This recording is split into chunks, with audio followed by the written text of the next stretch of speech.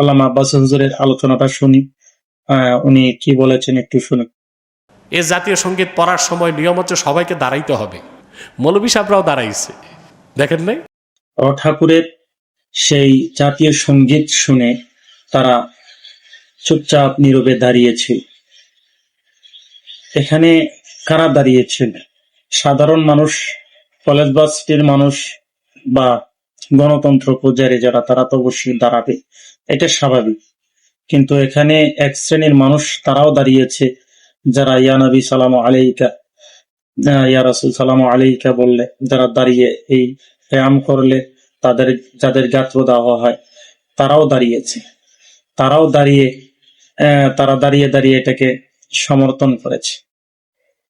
মনে কি আছে সেটা মানুষ পরে দেখবে, আগে বাস্তবতা দেখে কি বাহিরে কি, আগে বাহিরটা মানুষ দেখে। কথায় আছে না, আগে তো হচ্ছে দর্শনদারি, তারপর হচ্ছে গুণ বিচার। তো এখানে মূল বিষয়টা হচ্ছে আপনি দাঁড়িয়ে দাঁড়িয়ে গেলেন, এখানে তো আপনি অনেক কিছু চাইলে বলতে পারতেন, বলতে পারতেন যে এটা আমরা কি করতে পারবো না, এটা আমাদের জন্য জায়েজ না। দেখা যায় ইয়া নবী সাল্লাল্লাহু আলাইহি যখন আমরা বলি বা কেউ কাম করে, তখন দেখা যায় অনেকেই ঘাড় মোটা করে বসে থাকে, কিন্তু এখানে বসতে পারলেন না, এখানে বসে থাকতে পারলেন না। তো যাই হোক, আসুন আমরা আল্লামা আব্বাস হুজুরের আলোচনাটা শুনি। আমাদের দেশে যারা অতিমাত্রায় ডেমোক্রেট, মানে সব কিছুতে মৌলবাদী আছে, কথা বলেন, যেমন ইসলামপন্থীদের মধ্যে আমরা মৌলবাদী, কট্টরপন্থী।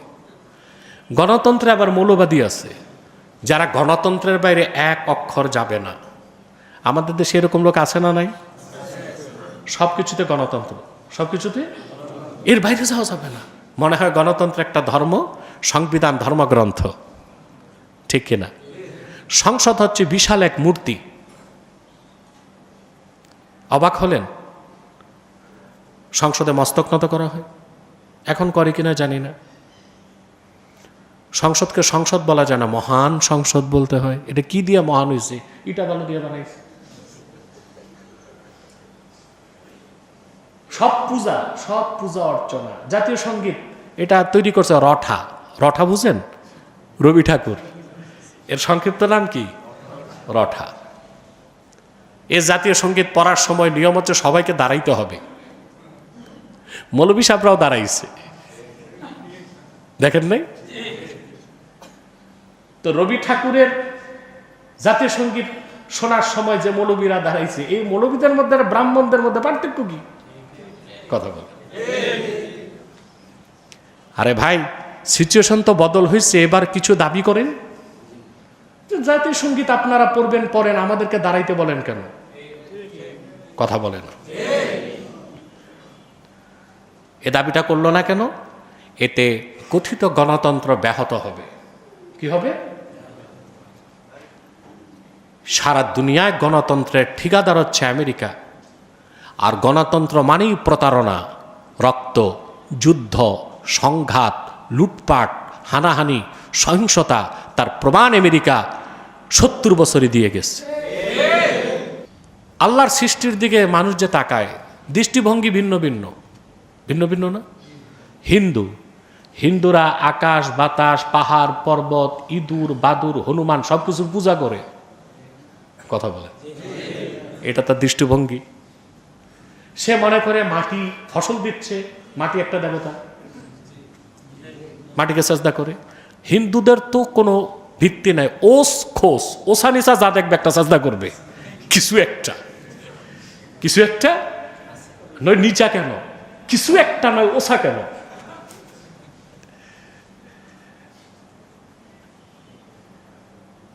কেউ আকাশের পূজা করছে, কেউ আগুনের পূজা করছে, আগুন প্রচন্ড শক্তিশালী, কেউ পানির পূজা করছে।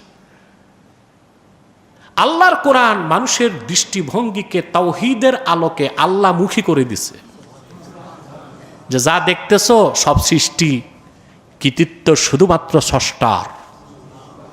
কার? এখানেই হচ্ছে মুসলিম আর কাফেরের মধ্যে সবচেয়ে বড় পার্থক্য। সে সৃষ্টির কাছে মস্তক নত করে, আর রাসূলুল্লাহর উম্মত স্রষ্টার কাছে মস্তক নত করে। এগুলো আবার মানুষ প্রকাশ করে সাহিত্যের মাধ্যমে। কিসের মাধ্যমে? রবি ঠাকুর রঠা লেখছে, আমার সোনার বাংলা আমি তোমায় ভালোবাসি, চিরদিন তোমার আকাশ তোমার বাতাস আমার প্রাণে, কি কি কি। কারণ তাদের বিশ্বাস হচ্ছে দেশ হচ্ছে মাতা। দেশ কি? এই জন্য বলে মাতৃভূমি। কথা বলে। বাংলা যখন ভাগ হয়েছে হিন্দুরা হইচই করছে, বঙ্গমাতার অঙ্গচ্ছেদ। বঙ্গমাতার দেশ নাকি মা। রবীন্দ্রনাথ শেরকি আকিদায় বিশ্বাসী ছিল, এই কবিতা লেখছে। কথা বলে না। আকাশ বাতাস আমাদেরকে কিছু দেয় না, আকাশ বাতাসের স্রষ্টা দেয়। কবি সাহিত্যিক যাদের মধ্যে তৌহিদের বিশ্বাস নাই, গাছের প্রশংসা করে, ফুলের প্রশংসা করে, ভ্রমণের প্রশংসা করে, দোয়েলের প্রশংসা করে, স্রষ্টার প্রশংসা, কারণ তার দৃষ্টিটা ওই দিক না। দৃষ্টিটা মানুষকে একবারও চিন্তা করে, একটি মৃত বীজ মাটিতে দেওয়ার পর স্বাভাবিক নিয়মে তা পচে যাওয়ার কথা। কথা বলে। ধান চাল গম বীজগুলো মৃত না? মাটিতে দেওয়ার পর পচার কথা না? সেই মৃত মাটিতে মৃত বীজকে আল্লাহ তাআলা সুশোভিত ফুলে ফলে সজ্জিত বৃক্ষ বানায় দেন। তো প্রশংসা হবে ফুল ফলের না আল্লাহ? যিনি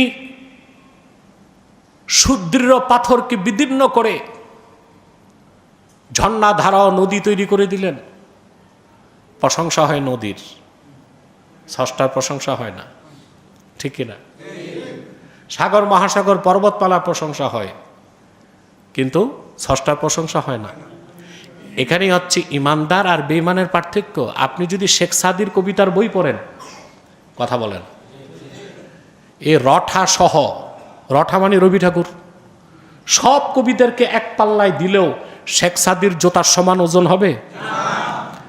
পড়ছেন শেখ সাদির বই? গুলিস্তা, বস্তা, ফার্সিতে লেখা, বুঝবেন না, তবে বাংলা হয়েছে। আপনার তো এগুলো খোঁজেন না, যে খোঁজেন বই মেলায় হুমায়ুন আহমেদের উপন্যাস। কথা বলে।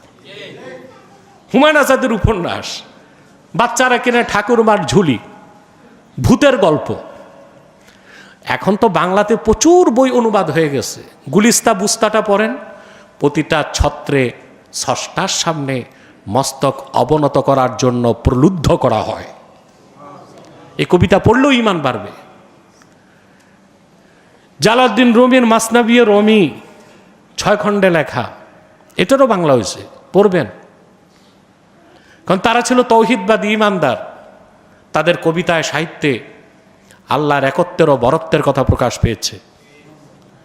কিন্তু দৃষ্টিভঙ্গি যদি হয় নিম্নমুখী, সৃষ্টিমুখী, তখন প্রশংসা হবে সৃষ্টির, স্রষ্টার প্রশংসা হবে না। আমরা সব আল্লাহর কাছে ফিরে যাব। এই বিশ্বাসটা মনে থাকলে মানুষ আর নিরাশ হয় না, নৈরাজ্য হয় না। কিছু না পেলেও খুশি, কিছু পেলেও খুশি। প্রাপ্তির কোনো আকাঙ্ক্ষা তার থাকে না। আল্লাহ যতটুক দেন বৈধভাবে তাতে সে সন্তুষ্ট থাকে। আর যখন দৃষ্টিটা সৃষ্টিমুখী হয়, নিম্নমুখী, তখন মানুষের অভ্যাস হয়ে যায় কীভাবে হাত পাতা যায়, পরমুখাপেক্ষী হওয়া যায়, চুরিচামারি করা যায়, মানুষেরটা লুণ্ঠন করা যায়। তার পেট আর ভরে না। পেট ভরে? দুনিয়াদারের পেট ভরে কবরে গেলে। মানুষকে যখন দাফন করা হয়, প্রথম তার শরীর থেকে ছিন্ন হয় তার চুল। কি দাফনের পর প্রথম কি আলাদা হয়? চুল। 1 সপ্তাহের মধ্যে চোখ 2টা ফুটে পানি গড়ায় পড়ে যায়। 21 দিনের মধ্যে দেহটা মাটির সাথে ভ্যানিশ হয়ে যায়, হাড্ডিগুলো থাকে। পেটটা তখন কবরের মাটি ভরে দেয়, আর চাওয়ার পাওয়ার কিছু থাকে না। আর যে ঈমানদার, পরকালে বিশ্বাসী, আল্লাহর সামনে উপস্থিত হতে হবে, সে অল্পে তুষ্ট। অধিক প্রাপ্তির জন্য সে হাই হুতাশ করে না।